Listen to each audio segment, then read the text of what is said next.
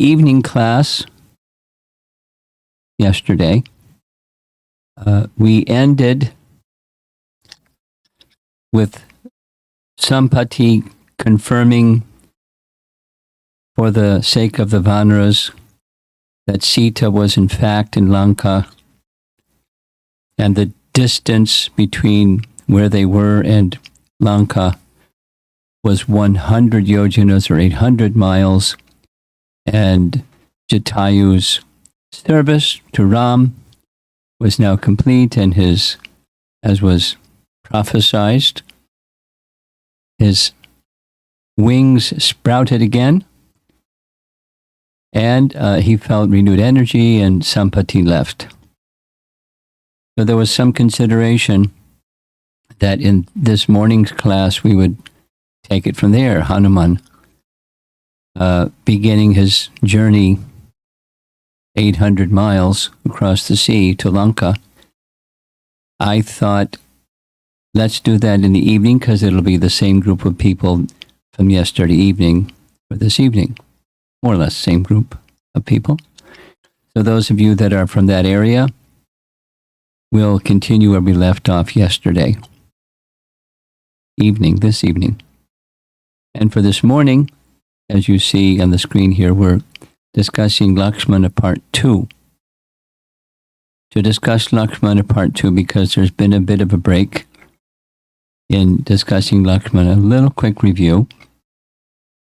Laksmana, Ram, after hearing of the two promises that Dasrath had made, and Kaikeyi was requesting the fulfillment of those two,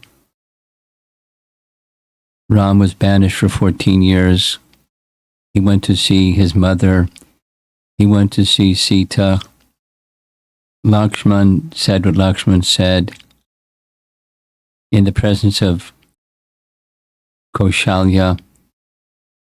Later, he was not present when Ram spoke with Sita, but he was just outside. And when he came outside of Sita's residence, it was now decided Ram was going to take Sita. Lakshman pleaded and pleaded and pleaded again with Ram, please take me, I'll serve you. And finally, Lakshman very cleverly answered all of Ram's concerns, and he agreed to take Lakshman with him. So part of the reason for review is I didn't cover what happened just after that. He went to see his wife. Urmila was the sister of Sita. And there's a very beautiful description, which I'm going to read, of what happened when he went to see Urmila. The source is a rendering of Ramayana called Raghunatha Ramayanam. Raghunatha Ramayanam. It was written in Telugu from the sources I have in the 13th century by a scholar or a devotee named Gona Buddha Reddy. I'm just going to read. It's very, very nice. Urmila, the beautiful wife of Lakshmana, was an exemplary artist. She immersed herself daily in painting canvases. No one except Lakshmana was allowed anywhere near her when she was in her painting frenzy. She had been painting her favorite couple, Ram and her sister Sita, that fateful day. It was a rather serious depiction, the coronation of the most exquisite couple in the universe. In fact, she had just finished painting it. Urmila considered it her masterpiece and had planned to gift it to the royal couple as soon as they returned from their coronation. A clatter somewhere nearby had startled the sensitive Urmila, The bowl of wet paint in her hands had splashed all over the painting, defacing it completely. Her masterpiece had been ruined. Angrily, she turned around to see what had made her jump right into her priceless painting. Her anger was dissipated the moment she saw her husband. "Look, what just happened? I was painting Lord Ram's and Sita's coronation scene. This is an inauspicious omen. What do I do now?" Laksmana answered, "You can now paint it 14 years from now, Urmila. Ram has been exiled to the forest for 14 years, and Bharata will be king instead." Lakshmana spoke in an attempt to pacify his beloved wife. "What? How could this happen?" "You will understand everything with time. What you need to understand now is that the delicate Sita will accompany Ram to the forest, and to serve them both, I must go too." Urmila had grasped the situation and immediately gathered herself. An awkward silence followed. Lakshmana had nothing to say. But before the hush could stretch too long, Urmila had said something that would remain etched in Lakshmana's heart and be his beacon of hope for the next 14 years. Really beautiful. Here's Urmila. "Opportunities to serve superiors come unsought to one who yearns for them. Creating an atmosphere for another to serve in a focused manner is also service. I would love to accompany you to the forest, but I will not. My joining in would invariably come in the way of your service to Ram. Your duty could be compromised because of my presence. The duty of a wife is to constantly be in the company of her husband, but to fulfill my duty, how can I obstruct yours?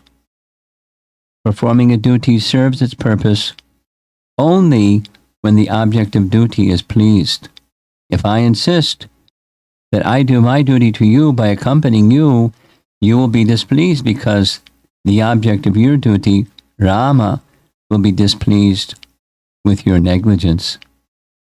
So my duty now is to facilitate the perfection you can attain in your responsibility by staying away. The essence of your going with Ram is sacrifice. You are sacrificing your comforts, your wife, your wealth, your opinion, and your pleasures. Following your example, I am sacrificing my desires and my duties. The real duty of a wife is to understand the mood of her husband. Pretty fantastic.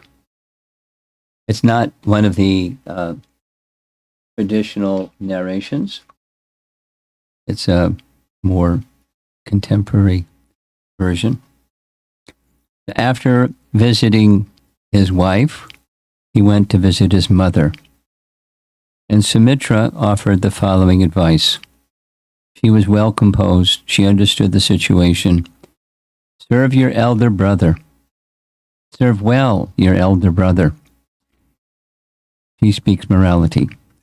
The eternal moral law states that the older brother is the refuge of the younger, whether in good times or bad. Never forget the duties of our race, O Lakshman, which are to practice charity, perform sacrifices for the good of the people, and to lay down one's life on the field of battle. Pretty heavy thing for a mother to say, huh? Blinded by tears, Sumitra called out, "Farewell, dear son, farewell. Always see Ram as you do your father, Dasarath, and look upon Sita as myself, your mother, and see the forest as Ayodhya." We skipped over that, unfortunately, but here we are hearing his wife and his mother and their response to this news. Not so much shoka as we're used to hearing in Ramayana. Needless to say, Sumitra must have felt something in the shoka category, but she doesn't display it visibly or verbally. And Urmila, similarly. Lakshman is blessed, isn't he? Then, just so review, this is on the right side is Vishishta pointing at Kaikeyi, admonishing her severely. And then a little bit to the left, that's Dasarath, unbearably suffering because of the situation. And there's Ram and Lakshman and Sita getting ready to wear deerskin or tree bark clothing. Interesting description. Sita doesn't know how to put it on. She's got her sari underneath, and Ram shows her how to put it on. Dasarath is smashed. Behind Dasarath is Vishishta, who's railing at Kaikeyi, who looks stubborn as anything. And on the floor in front of Dasarath is all of Kaikeyi's jewelry. And the ladies shocked and dismayed. And so this is review. Off they go. Not dressed in tree bark, but that's okay. Sumitra as the chariot driver. On the left, it shows the people wishing to go with Ram or wishing him to stay, etc. And in the background, if you look carefully, you can see Dasarath is watching as well in disbelief. This is a more commonly seen painting, ISKCON painting. And Sumitra is there urging the horses on. Some are trying to hold the horses back. One of those scenes, just like Ram, the Krishna leaving Vrindavan. Similar. And so off they go into the forest, surrounded by the citizens and the brahmanas following, chanting mantras, and everyone. Another very old painting. Ram looks pretty relaxed there, sitting comfortably. And the citizens look pretty distressed watching all this. And we saw this painting before already. Everyone's following behind Ram. They're with their tree bark, except Sita. Got a nice sari on. And this is a painting you didn't see. At the bottom, it's one of these Arabic painters showing Ram with a mustache and his lying by the side of the river. And there's Sumitra and Lakshman staying awake all night.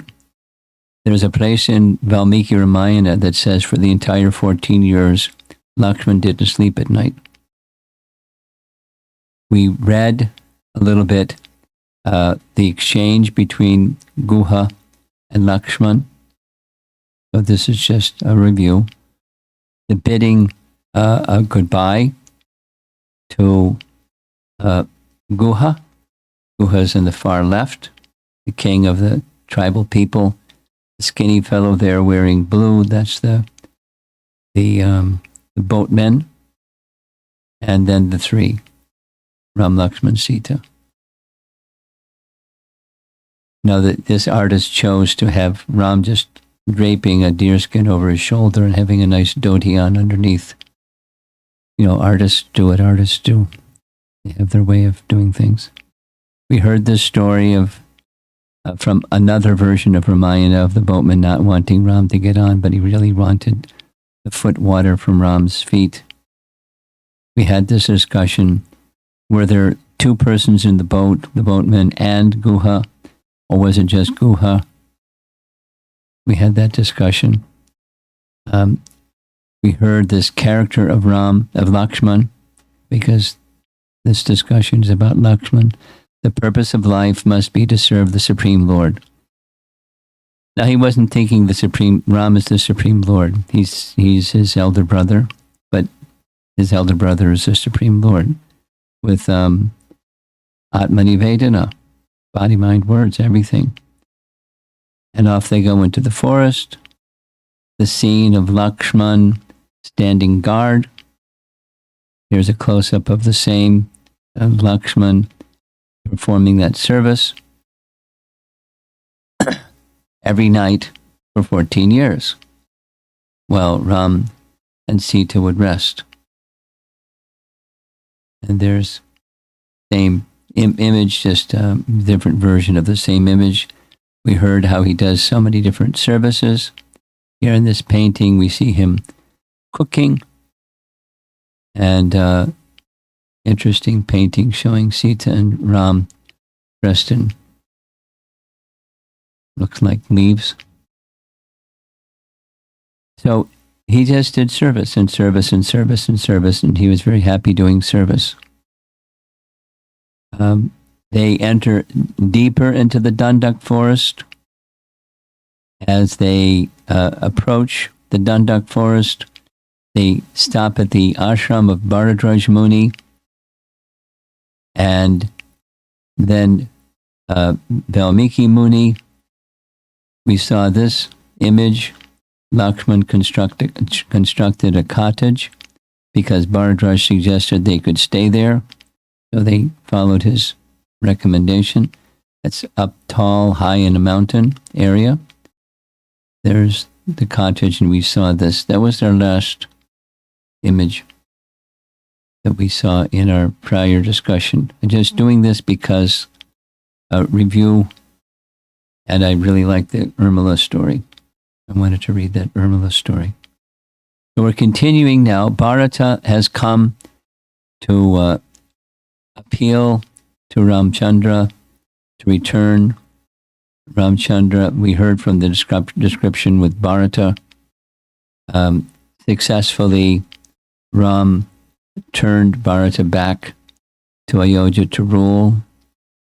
His ruling under the authority of Ram's shoes. And we saw all of that. Here's this detailed painting where the queens, that upper left, that's the three queens. And there's Kaushalya running. And in the very, very top, it's Kaushalya embracing Ram. And in this kind of in the center, that's the queens having their discussions with Sita. And there's other situations going on. There's Bharata lying down, ready to stay there and fast till death, and Ram convinces him otherwise, and so forth. So Ram stays in Chitrakoot, but after some time he leaves because he hears that many of the rishis in that area are leaving, and he asks them why they're leaving, and they say the Rakshasas are causing extra disturbances. They want to retaliate against Ram, and so they're making it difficult for the rishis. So they want to leave. So Ram says, I think I better leave. So Ram leaves Chitrakoot. And we're still in the second Kanda, that's Ayodhya Kanda.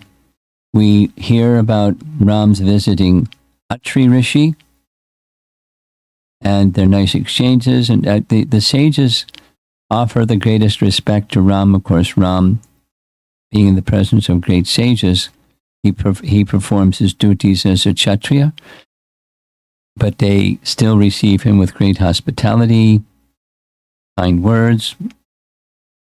That's what cultured people do. And discussing many nice things. Sita meets Anasuya. Atri says Anasuya has some gifts she would like to give to Sita. And Sita comes before Anasuya. It's a beautiful painting. And she gives a garland that doesn't fade and special ornaments and special sari and clothing. And as they are winding up with Atri Rishi or Atri Muni, that's where the Ayodhya Kanda ends. Now, it's not just a flow of the pastimes, but all of these pastimes from the time of leaving Ayodhya and on to the whole rest of Ramayana. Laksmana is constantly with Ram. We should just remember, although we're hearing these activities, Laksmana is serving, Laksmana is serving, Laksmana is serving. And there's affection and respect, mutual respect, because Ram is not just a master that's willing to accept service. One of his qualities is the sense of gratitude, and Lakshman, so much service. How strong is the gratitude of Ram towards Lakshman? As they enter Dandak forest, or the Aranyakanda, one of the first things happens is the first Rakshasa that they encounter. And his name is Virada. And as you see, he's holding Sita in his arm. And Ram and Lakshman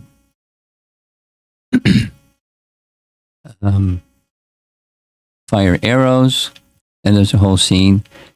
He wants to know who they are. They want to know who he is. But when he takes Sita, conversation stops and it's time for fighting. And he's wounded severely, and so he drops Sita and comes after Ram and Lakshman. And Ram and Lakshman fire so many arrows, but he just yawns and all the arrows fall off. And he then explains that I can't be killed this way. So finally, Ram understands that. He puts his foot on Virada's neck and tells Lakshman to dig a pit, because one of the ways to kill someone is to bury them alive. And Virada wants that because he's cursed with this. So he tells his whole story of how he was cursed to become this Rakshasa. And he's relieved of that curse by the touch of Ram's foot and being killed from giving up the body, because he was had a body that couldn't be otherwise killed.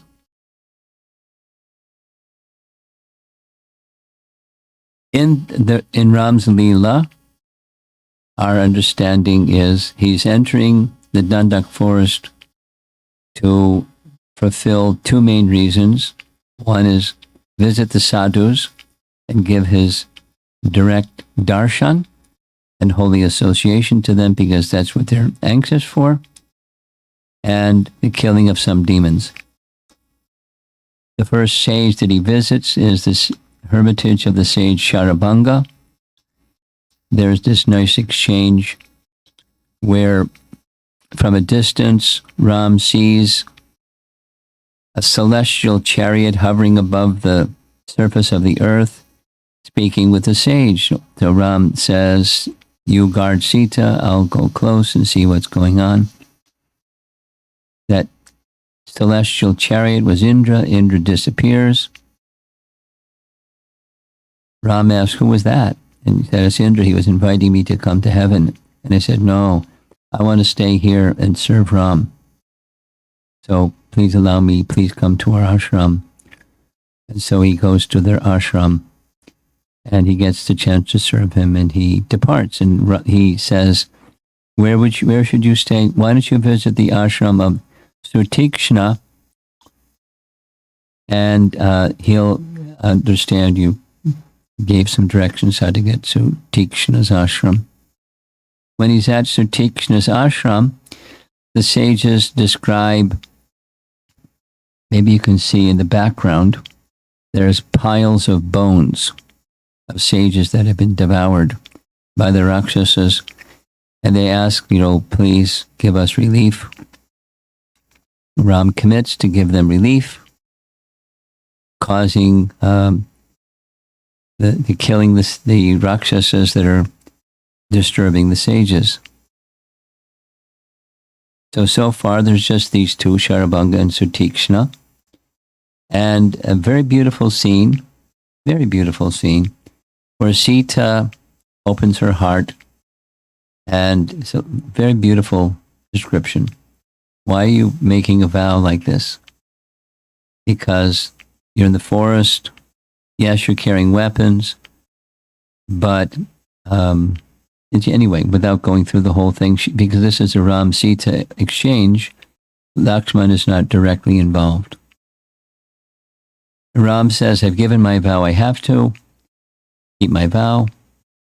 It is appropriate because I'm in the Ikshvaku dynasty, and the Ikshvaku dynasty members are to give protection to the citizens, especially the Brahmanas, and so it's not inappropriate, it's appropriate. And there's some nice details in that discussion.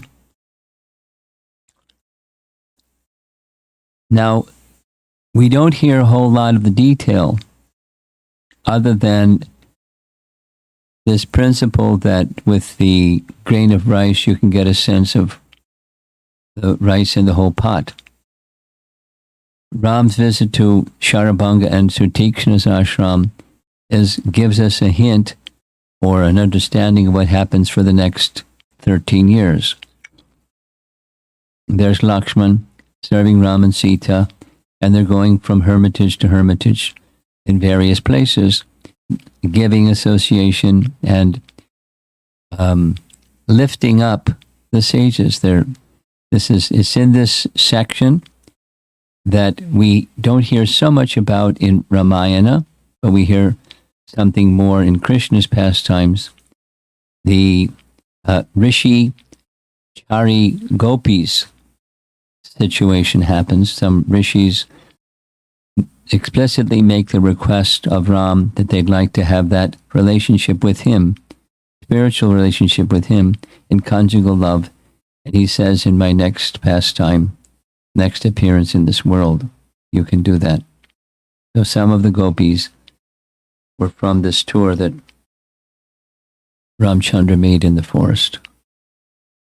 The next major scene is visiting Agastya, and wonderful exchange between the three. And at the end of this exchange, Agastya recommends that they stay at Panchavati for the final year. And along with that, he gives many weapons. One of those weapons that he gives is the weapon that kills Ravana. So it's a very important part of the whole Ramayana, the mercy of Agastya. And with that, they depart the ashram of Agastya, and they go to Panchavati. And you've heard this like 4 times already, but I'm going to go into it a little more completely now. This very interesting lesson that Ram speaks to Lakshman about deciding where the cottage should be built and deciding how it should be set up. I'm going to read. Reaching Panchavati, which abounded with numerous snakes and wild beasts, Ram said to his effulgent brother Lakshmana, my dear brother, we have reached a place exactly like that described by the sage Agastya. The region of Panchavati has forests that are always in bloom. We have to situate our hermitage as per our liking in this place. Look all around in the forest for a suitable place, for you are very expert. Determine a place, so first is the place. Determine a place for our abode, where Vaidehi, you and I, will take delight. Then he indicates general. Sita would prefer it to be among trees, ever crowned with lovely flowers.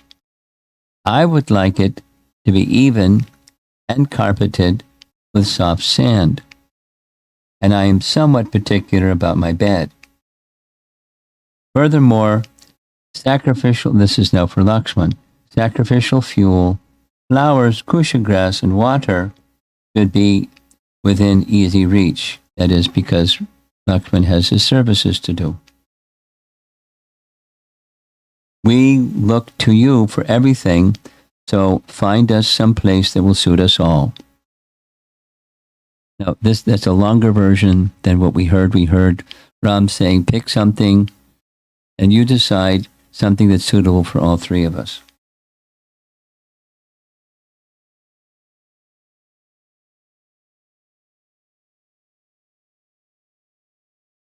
Now, the commentary really gets into this.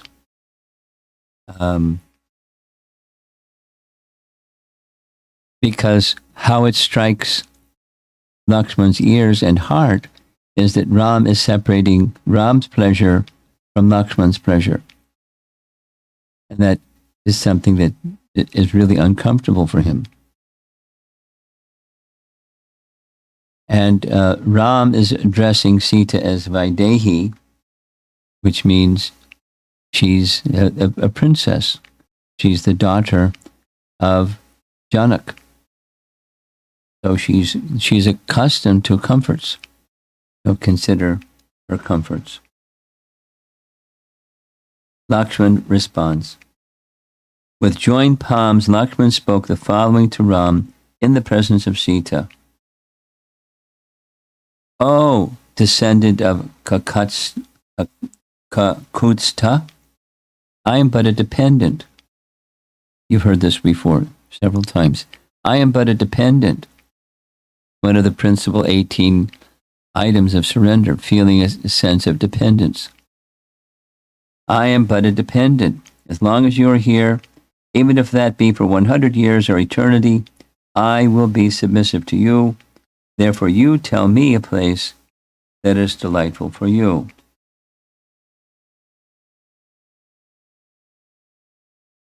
So he's making an adjustment to an instruction to match his mood of dependence and subservience. Commentary uses this word paravan. Paravan is having a mood of subservience. Lakshman is saying, in other words, your existence is not like, my existence is not like your existence. In this world of variety, nobody wants dependency, and so you have not awarded it to anyone. But I always desire complete dependency on you. In this way, I am a dependent entity. So lots of discussion in commentary about dependency. The Sanskrit phrase that we've heard several times is paratantriam or paratantra tvam, having the quality of paratantra. That's complete dependence. That is, in the Dharma sense, there's the codes of Dharma, and one abides by the codes of Dharma. I'm dependent. My life is, decisions in life is dependent upon codes of Dharma. I just live my life that way. And then the submission to the personality of Godhead is my life is fully dependent upon you. And lots of analysis. Now, it goes back to, in Ayodhya Kanda, so we're in the forest now, but going back, when they're in Ayodhya, and Lakshman is having a discussion with Ram, please take me with you. He said, Aham sarvam karishyami jagrata swapatascha. Or, I shall do all the work for you. False ego. I shall do all the work for you, whether you are awake or asleep.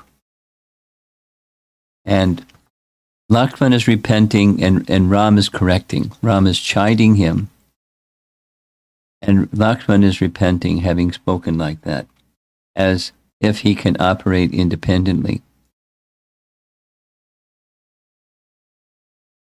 And I mentioned this already, so we're doing it again. And that is, it's really easy to think independently because we think independently. We don't have to wire ourselves to think independently because we think independently. And we carry that mentality with us into devotional service.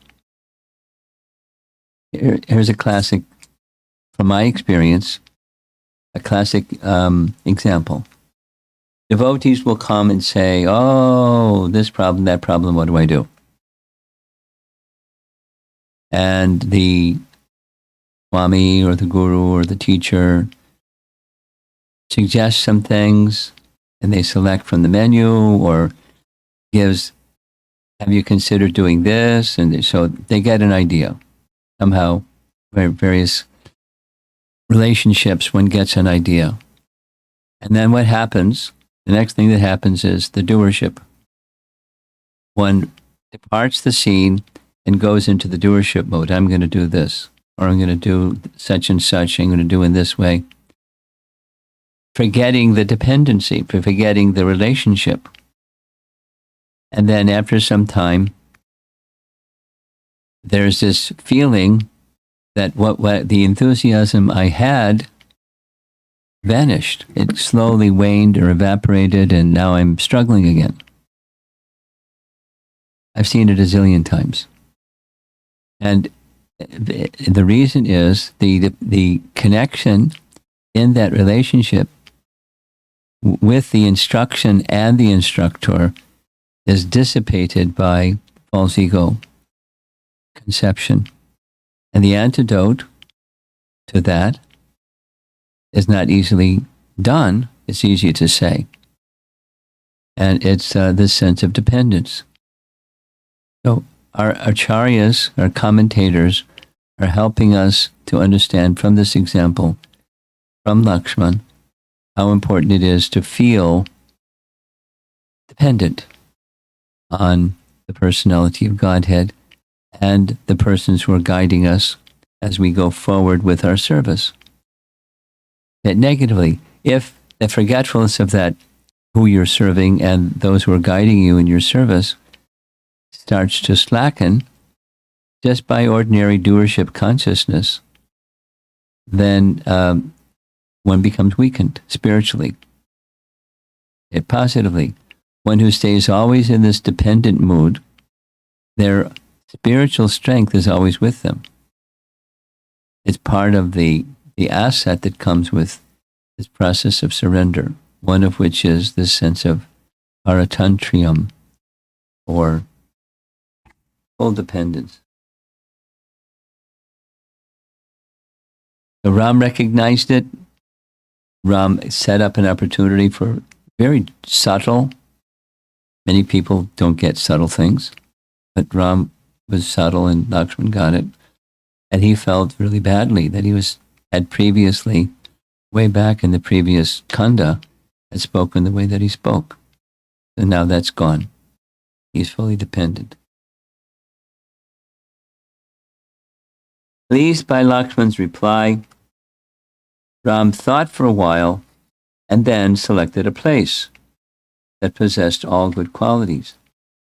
Going to the place selected for building a cottage, Ram grabbed Lakshman by the hand and indicated an area from where there were views of a charming lake, Godavari River, lofty mountains, minerals, trees, bushes, and birds.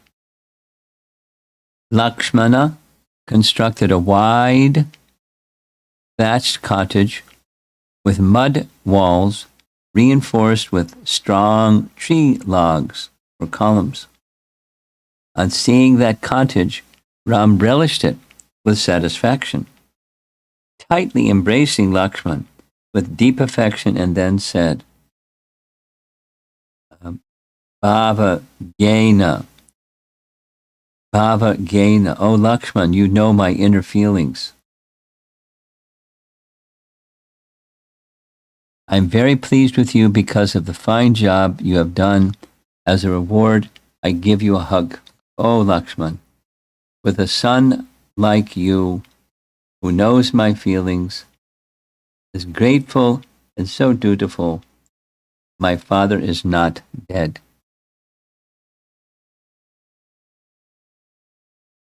That's the consequence of the fulfillment of all desires by proper loving relationships. And so they remained peaceful for a little while in this nice cottage in Chitrakoot until the next Yadrichchaya event takes place. That is, Shirpanaka arrives. There's different descriptions. Sometimes she made herself look beautiful by her Rakshasi powers. Other versions say she came pot-bellied and disheveled and, really ugly looking. And she does the Rakshasi thing. She comes right up to Ram and proposes marriage. Let's go. I can take you here and there. I have powers. And, leave this skinny, sniveling consort alone. So, another painting of the same. And Ram says, oh, I'm already married. And it won't be so nice to be a co-wife. So, but see over there, there's Lakshman. And he's not with his wife. Or he doesn't say it. He's not in the presence of a woman. So, and he's handsome and he's young and very strong, and go to him.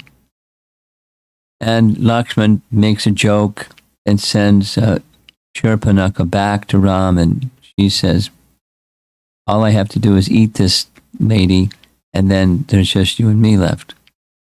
So he lunges at Sita. Ram, with a booming voice, speaks, and his booming voice is so strong, she steps back and then orders Lakshman, stop her. So he does. He did the same with Tataka. With his razor-sharp sword, he cut off her ears and nose, and she starts screaming and runs away back into the forest. So this is, about Lakshmana.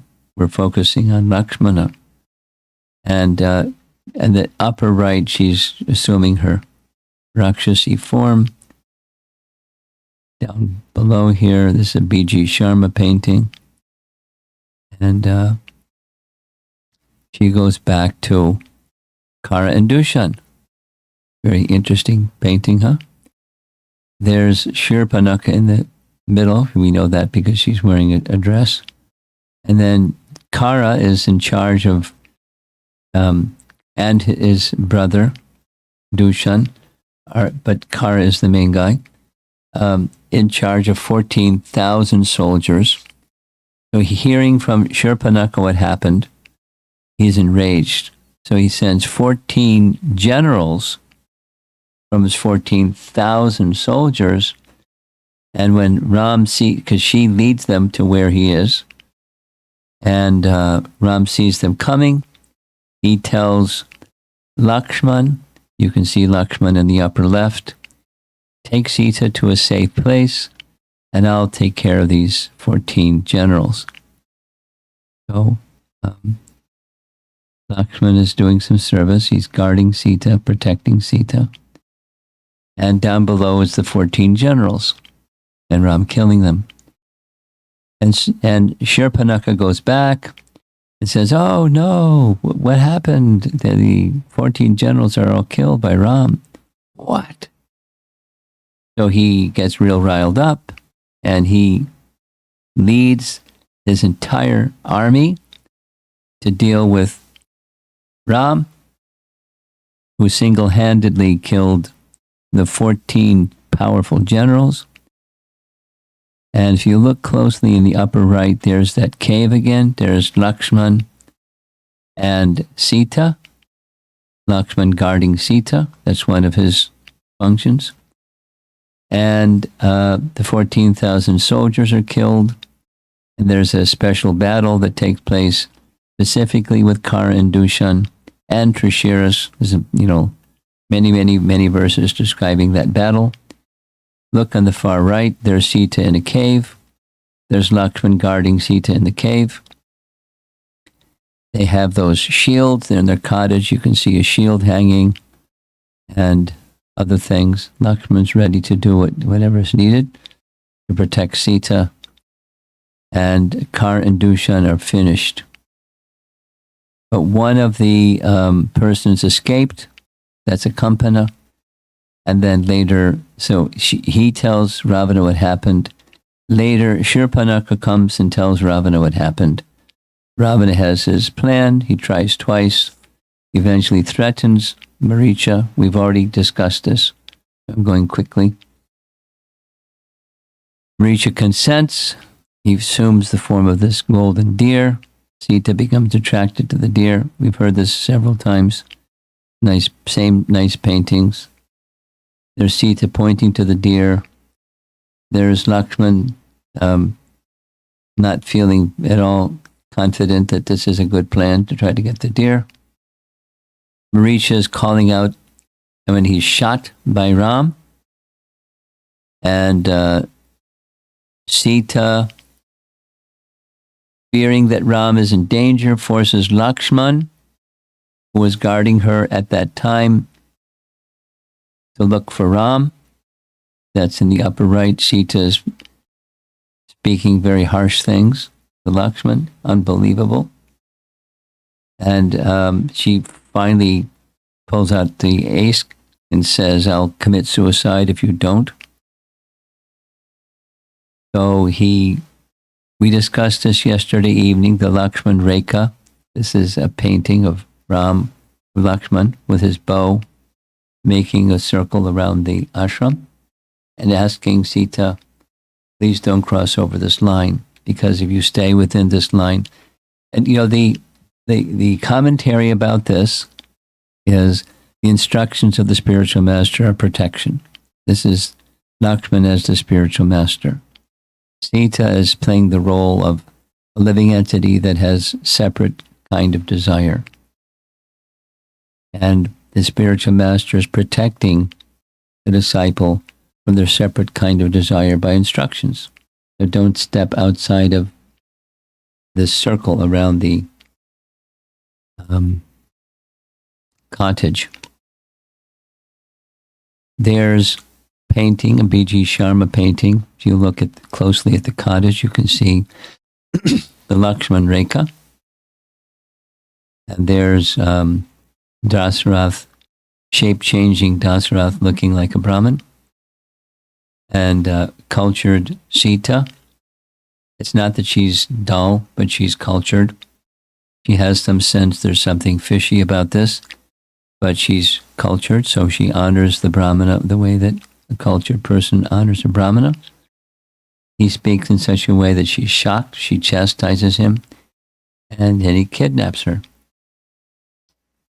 We've seen this several times, particularly with Jatayu. So there's the painting where Sita is dropping her jewels over the side of that chariot. Of course, that happens much later than the battle with Jatayu, but that's okay. And after Sita is kidnapped, now comes the Lakshman part. Lakshman searches and searches and searches for Ram. He finds Ramchandra. And Ramchandra asks, why did you disobey? Some terrible thing could have happened to Sita.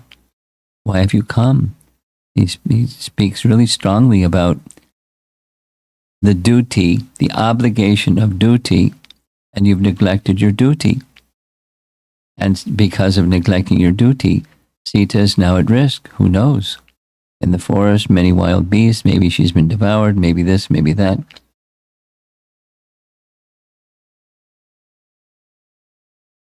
So it's one of these things. How are you going to balance between duties that conflict? The duty to protect Sita and the threat that Sita offered, if you stay, I'm going to take my life. And, she's very strong. She could do something like that. Very difficult. Another painting of the same, the little caption at the bottom is Ram chastising Lakshman. So they hurry back. They get to the cottage. Ram looks in the cottage. He looks here. He looks there. He looks everywhere. Later, in the upper left, they find Jatayu, but that doesn't happen right away. And then they're in great distress.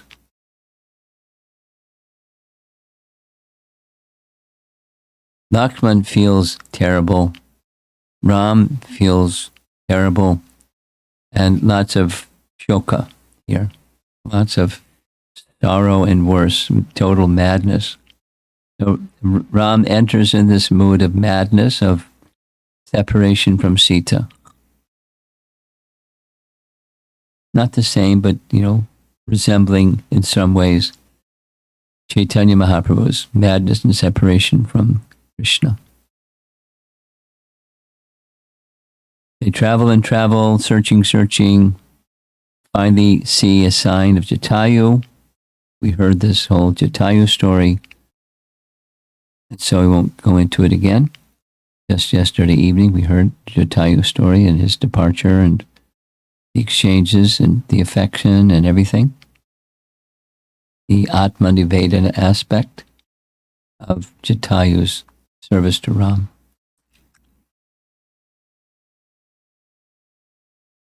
Jatayu gives an indication at the end which direction it was Ravan and which direction he went. So confirmed. So they start moving in that direction.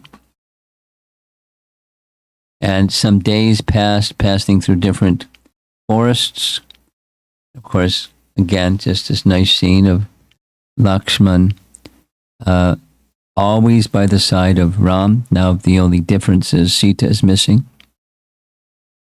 And in one vast jungle, they come across Kabandha.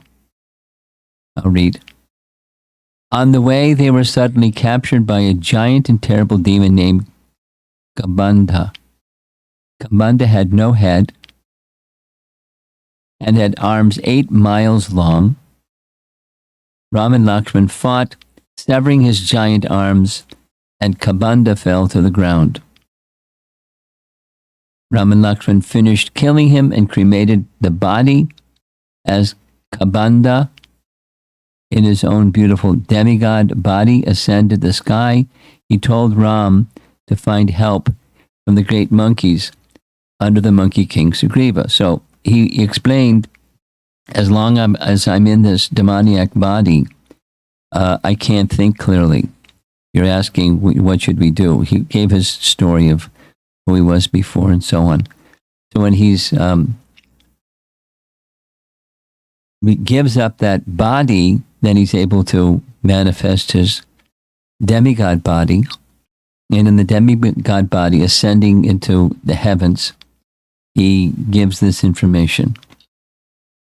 In a situation that you're in, it's best to make alliance with somebody who is in a similar situation, and that person is Sugriva. And here's how you can find Sugriva. So he follows the direction of the demigod that had left the body of Kabandha. With Lakshman, Ram comes to the cottage of Shabari. We're going to have a whole class dedicated to Shabari. I won't go into details. You all know that wonderful scene. An ascetic lady, very, very elderly, simply with the mood of serving Ram. Another of the Atma-nivedana examples. She was just doing everything for the service of Ram. She indicates that mountain over there, that's the Rishimukh mountain. That's where you can find Sugriva. Ram descends from the mountain, which we heard already, and he brings Ram to Sugriva. There's Ram, and on the right wearing the crown. That's Sugriva. They take this vow of friendship, and behind him, always, is Lakshmana. There's a very interesting description about Lakshmana in this episode. When the jewels are brought out after the friendship is made, the jewels are brought out because Ram asks, do you have any clue where is Sita? And they said, well, she must be the one that dropped the jewels. Ram wants to see the jewels. So they get the jewels. They're in some cave hidden somewhere. When the monkeys submitted Sita's ornaments to Ram, Ram asked Lakshman to confirm that the ornaments were Sita's. Lakshman replied, I cannot recognize the bracelets or earrings, but because I always salute her feet, I know these anklets very well. Means, we'll hear this at the very end. For his whole, not only he didn't sleep at night, but he never saw Sita above her ankles or feet until the very, very end, in the very final episode, leaving her at Valmiki Ashram. His whole life, he never knew what she looked like because he only saw her feet. And that's Lakshman's mood.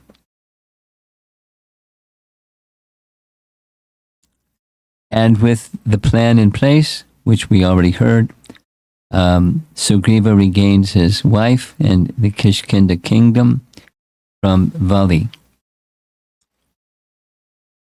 Now the next major scene involving Lakshmana is when Sugriva becomes negligent, indulging his senses in kingly pleasures during the 4 months of the rainy season. When the rainy season is over, he still has amnesia. He's forgotten his pledge to Ram, at least on the outside, because of sensual indulgences.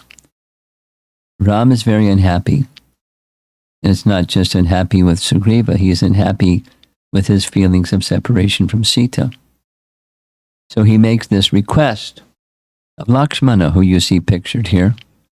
Please go to Kishkinda, because there's Ram in this cave in one mountain. Go to find Sugriva.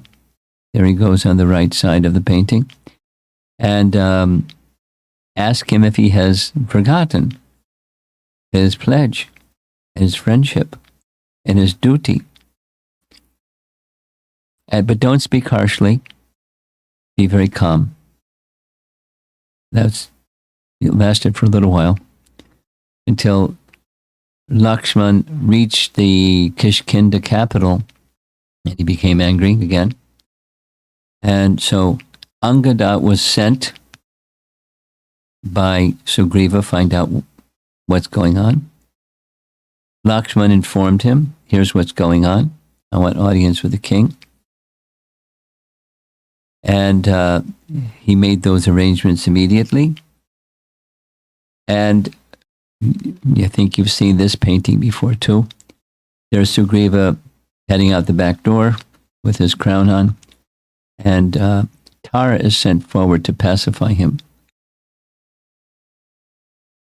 Finally, when Lakshman enters into the presence of Sugriva sitting in his lavish arrangements in the palace, he speaks something I like very much.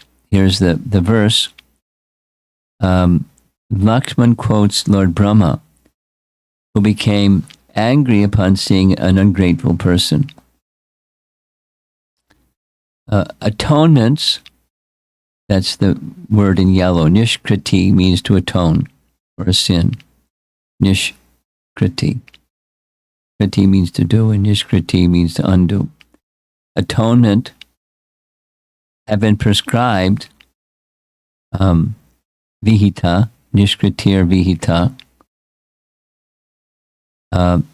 for one who kills a Brahmana, Brahmagni,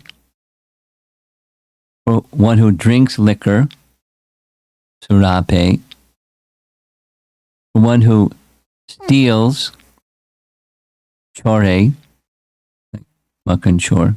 It's one who steals Makan, butter thief, Chore, and one who violates a sacred vow,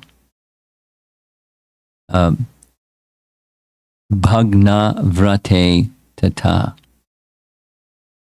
So there's atonement for all those things, but there's no atonement for Kritagne, for being ungrateful.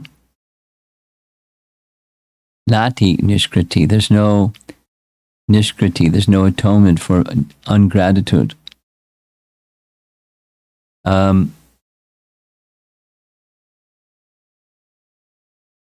It's one of several places where one of a lesson in Ramayana through the history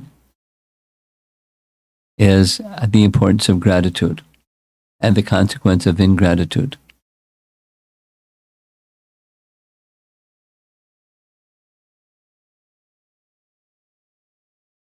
We'll hear this evening another nice example of gratitude.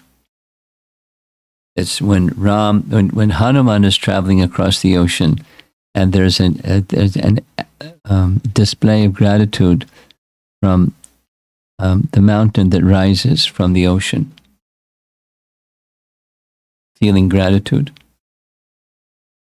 Service, in minimally, and this is just dharma, it's not bhakti, just dharma, but to speak of bhakti. When there's a service that one has received from someone, then there's a bond of obligation. And the bond of obligation is fulfilled through expressions of service, of gratitude. Not just the service, but the mood of that service. But that's what Ram was upset about. I mean, he wants to regain Sita, but he's also very fastidious about performance of duty, and it's a dharmic duty to be grateful, or to speak of a heartfelt matter. I'm spending time with this because it's one of the important lessons in Ramayana, and the deliverer of that lesson is Laksmana, performing a function of guru for Sugriva. Sugriva is a king, restored with the kingdom, and Lakshmana is acting as guru. Of course, he's Kshatriya also, but he's acting as guru for the forgetful soul, Sugriva, reminding the forgetful soul to be grateful, and you become ungrateful. And there's no atonement for ingratitude, so behave properly, acting from the platform of gratitude. So everything becomes nice. Sugriva said that Hanuman already advised me, I've already sent for the Vanaras, soon you'll see them, and as soon as they come, let's go see Ram and we'll make plans for regaining Sita. And this is a painting showing that Hanuman has now returned with that fulfillment of that plan, having found Sita. And Ram is most grateful. Now what we have next is the plan to build the bridge. And the bridge is built. You notice down in the lower left corner, that's the little squirrel. And everyone else is building the bridge. And we'll see this in the more detail this evening, because this is part of the Sundarakanda activity. And then the Yudhya section is also this evening. Lakshman has a role in terms of being injured by Ravana. Prior to this, he and Ram are hit by the serpentine arrows, and they're delivered by Garuda. Here, he's second time He's hit by a lance or Shakti Shela weapon given by Mayadanava to Ravana. He uses it against Lakshman. And there he is in Ram's lap. And in the lower right, that's the royal physician, Sushena. So he's center stage here. He is injured, and there's lots of concern. Sushena wants Hanuman to go get some more herbs. So there he goes. This celebrated. This happens twice. Herb gathering journey of Hanuman.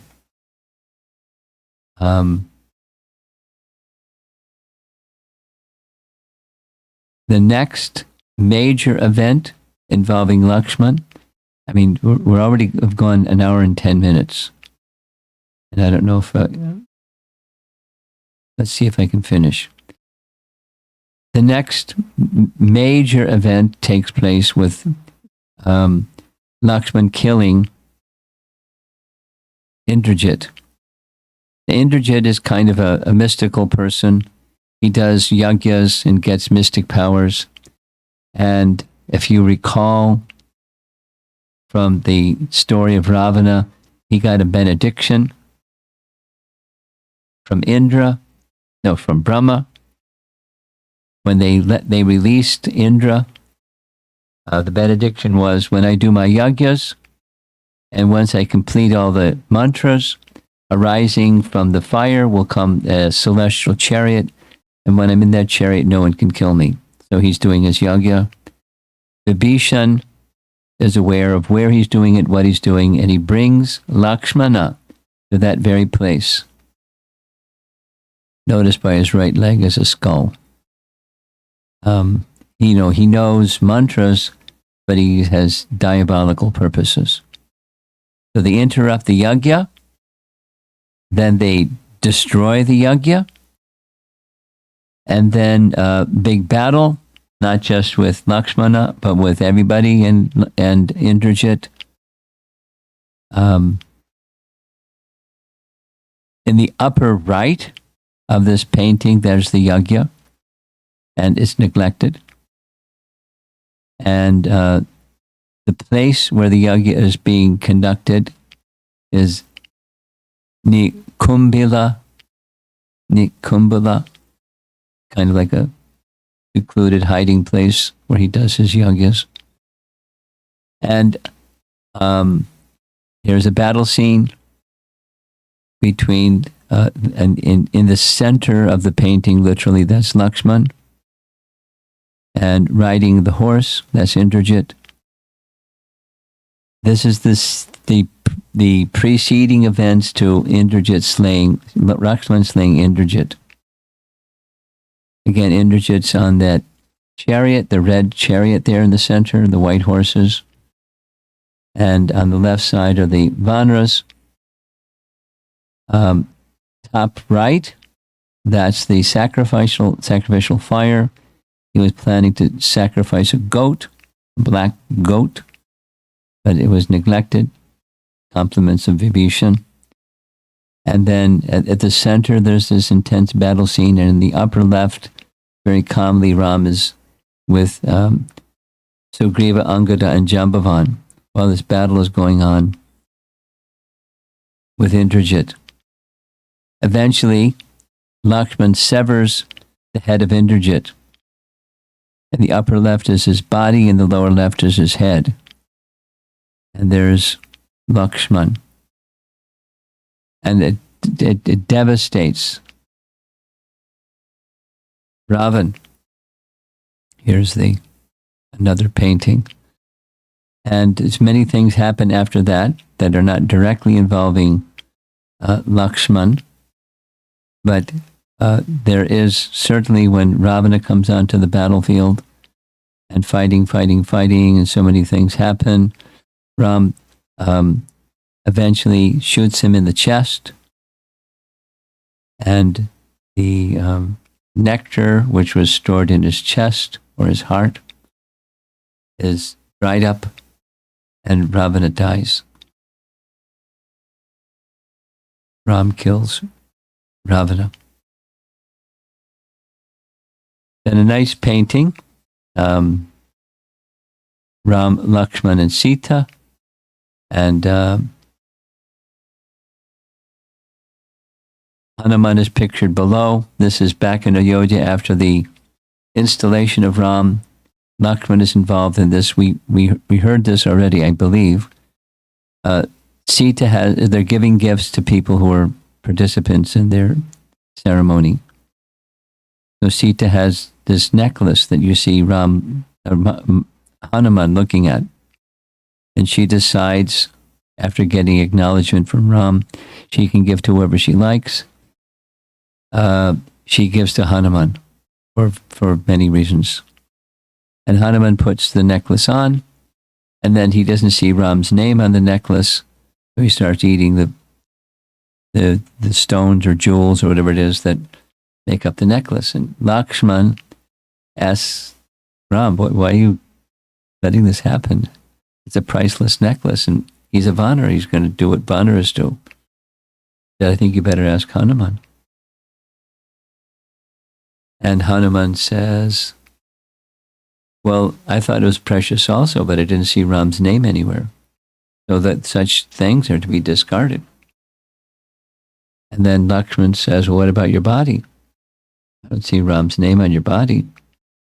This is where Hanuman opens his chest and shows Ram in his chest. And further it says, Ram's name is written many, many times on all of his bones. Anyway, that's how this Kritivasa Ramayana describes the painting that you see here. And Ram then rules the kingdom for 11,000 years. Before that happens, I forget the timing, something like 2 years after their return, Sita is sent away by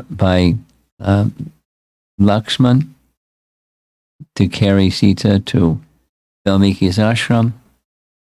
And this nice saying, when they part, Laksmana says to Sita, this is our last slide. Having spoken her message to Ram, so Lakshmana is going to return back to Ayodhya. She says some heavy things, polite but heavy things. Is this really right that you've left me here? Sita dropped again to the ground. Lakshman looked at her with tear-filled eyes. Unable to make any reply, Lakshman cried loudly and bowed his head to the earth. He then walked around Sita with his palms folded. After regaining his balance of mind, he said, O faultless one, to say farewell, I now look upon your face for the first time. Oh, how can I bear to see you separated from Ram and dwelling in the deep forest?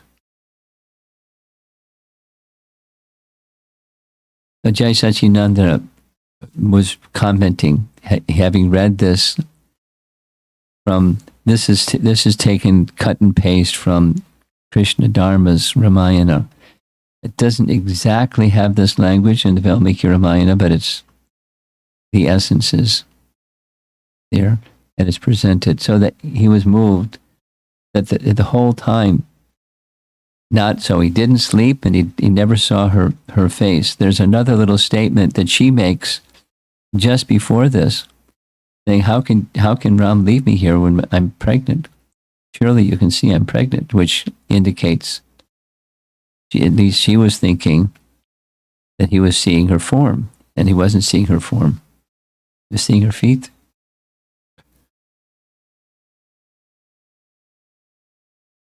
So that's Lakshman, and Lakshman's personality and mood and service. And we went a little quickly because Lakshman's such a prominent person, and already 3 sessions covering Lakshmana. And this evening we'll move on to Hanuman and Sundarakanda. We have 10 minutes.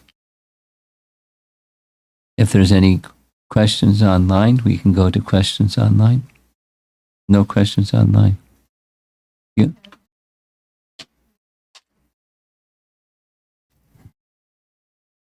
Previously, when we discussed, I heard from you regarding Kabanda that he had no faith and he won't tell Lord Rama about Sugriva's location because he had no faith, and then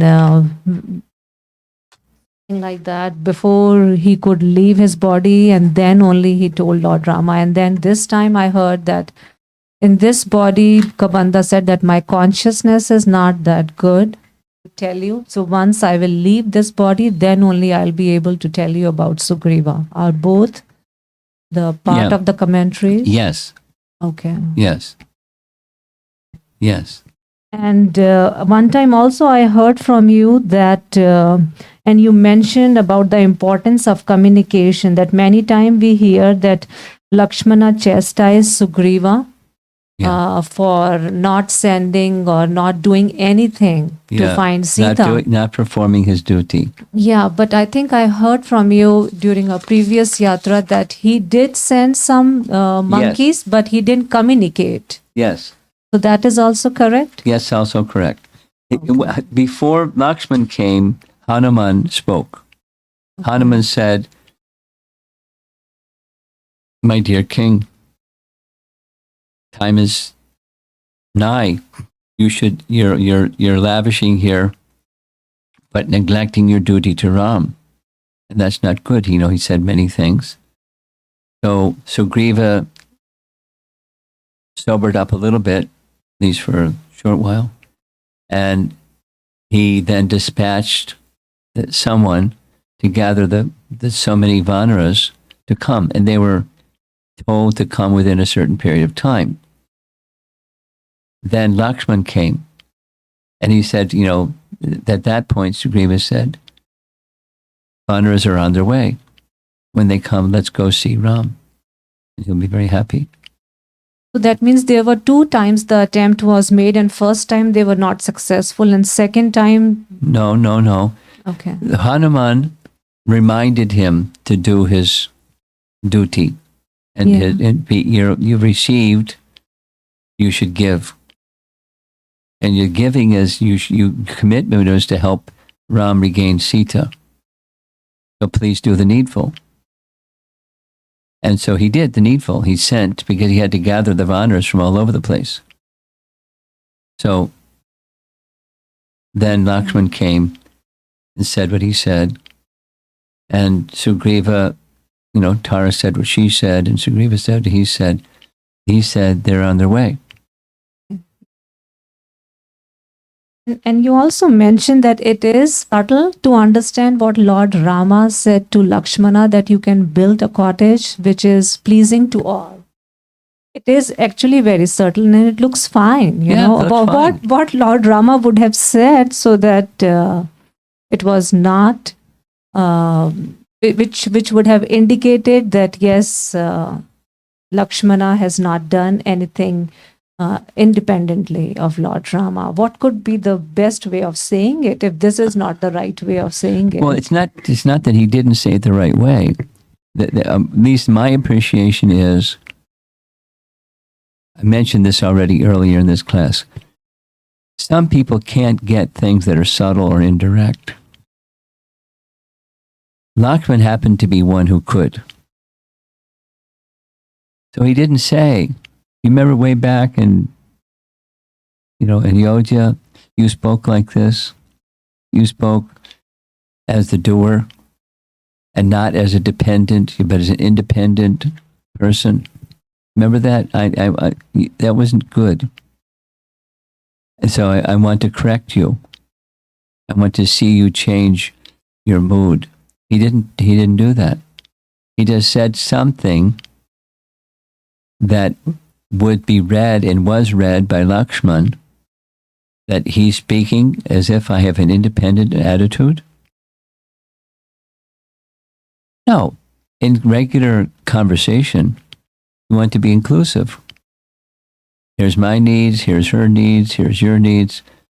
We rely on you for everything. You go sort it out. You decide. That's, that's respectful. That's like conventional respect. Not about me, it's about us. And, you do the needful. Prabhupada's way of saying, do the needful.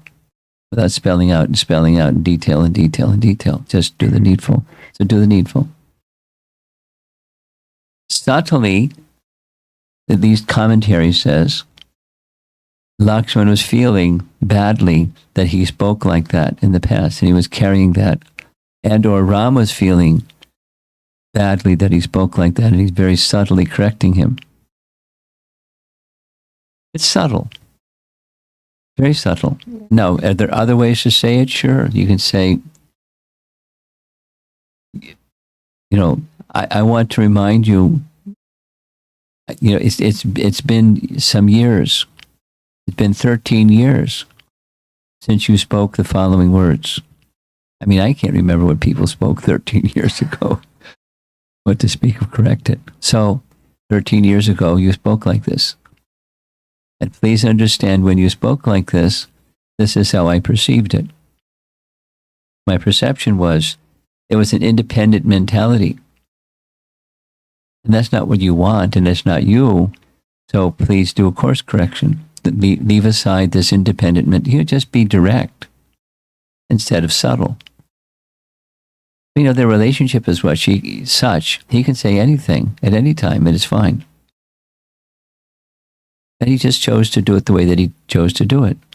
And our commentators get a chance to write their commentary. It's their relationship. He doesn't have to do as we would do. I appreciate when relationships are such that someone can be very direct. And while it may be uncomfortable for the person on the receiving end of something direct, he doesn't leave any room for uncertainty. It's very direct and very clear. But some people don't like that. I know some people that are very direct, and some people don't like that.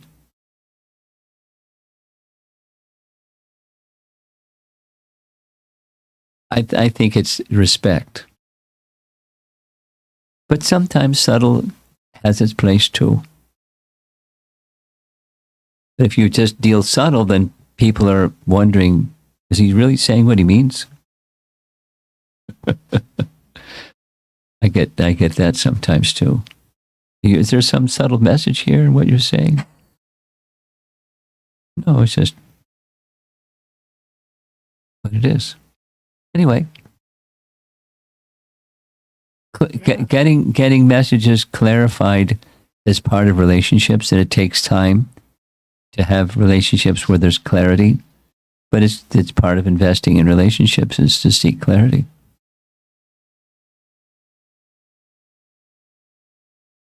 In previous session, we discussed that Bharata indicates Padsevanam aspect of devotional service. Yes, that was nice, wasn't it? Yes, but it looks more of a dasya, isn't it? But Padasevana specifically is the shoes. Yes, and that was only the more of his... well, the mood is, I'm at your feet serving. But it's, the one who's doing that, it can be different rasas. Lakshmi is Padasevanam. And Bharata is Padasevanam, but he's not, it's not conjugal. It's a brotherly Padasevanam. So can we say that, like for the 5 rasas, we say that conjugal has all the 4 elements in it? We say that all the time. Yes. So can we say it in all the 9 processes of devotional service that there is some overlap? Oh, yeah. Oh, yeah. Oh, yeah. But, one may be prominent. And then at another time, another may be prominent. And that's fine. But, commonly we emphasize one is prominent. The mode of Lakshmi is Padasevanam. There can be overlap, yeah. Okay, look at this. It's right on time, 9 o'clock. The Prabhupada Ki Jai.